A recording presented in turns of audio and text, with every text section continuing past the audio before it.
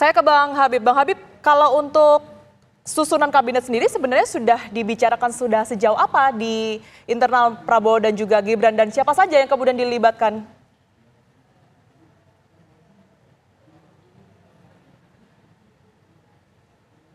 Bang Habib? Ya, soal kabinet, ya bisa didengar suara saya? Ya, silakan.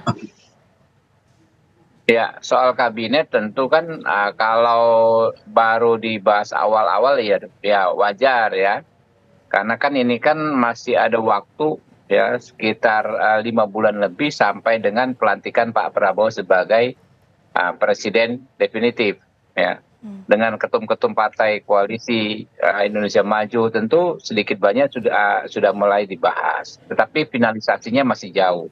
Karena kan kita menunggu juga perkembangan dari politik nasional kita ya. Kayak teman-teman yang sekarang misalnya belum ada di koalisi pemerintah, kan terbuka juga tetap ada kemungkinan nanti bisa bergabung ya.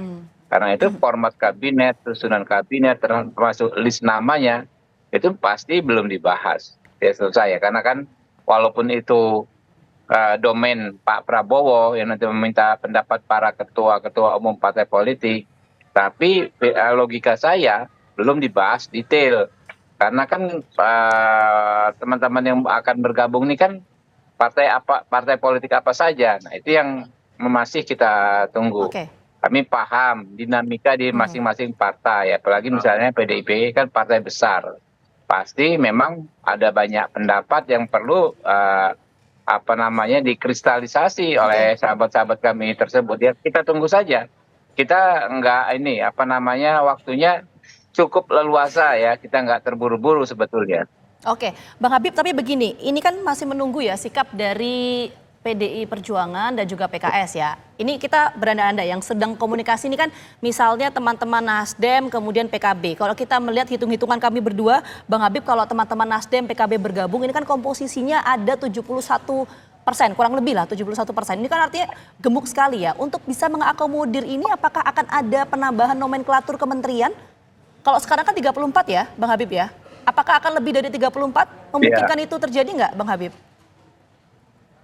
Ya mungkin saja, itu kan di level undang-undang. Kalau undang-undang kan bisa lebih cepat disesuaikan. Lihat kebutuhan yang paling update seperti apa. Kami di Komisi 3 misalnya sudah banyak pembicaraan soal Kementerian Hukum dan HAM. Ada dirjen-dirjen yang sebetulnya core bisnisnya agak berjauhan satu sama lain. Misalnya Dirjen Lapas, Lembaga Pemasyarakatan, Dirjen Pas, dengan Dirjen Administrasi Hukum Umum. Nah, AHU ya, itu kan yang satu soal pidana ya, bagaimana proses peradilan pidana berakhir, yang satu soal administrasi badan hukum dan lain-lain sebagainya. Sebetulnya agak jauh ya, apalagi nanti kita bahas soal imigrasi, soal HAM. Kalau di banyak negara itu tidak di satu kementerian atau lembaga, itu di beberapa lembaga. Nah, itu kan bisa kayak kita cermati, terlepas dari konteks apakah kita ingin mengakomodir banyak sekali elemen-elemen. Jadi jangan jadi hambatan. Ya. Cara berpikir bahwa nanti yang ini yang ada dapat sedikit, yang baru juga dapat sedikit, jangan jadi hambatan. Kita intinya ingin saling mengingatkan, kita ini bangsa besar, punya persoalan-persoalan besar, punya cita-cita besar. Karena itu timnya pun harus besar gitu. Oke.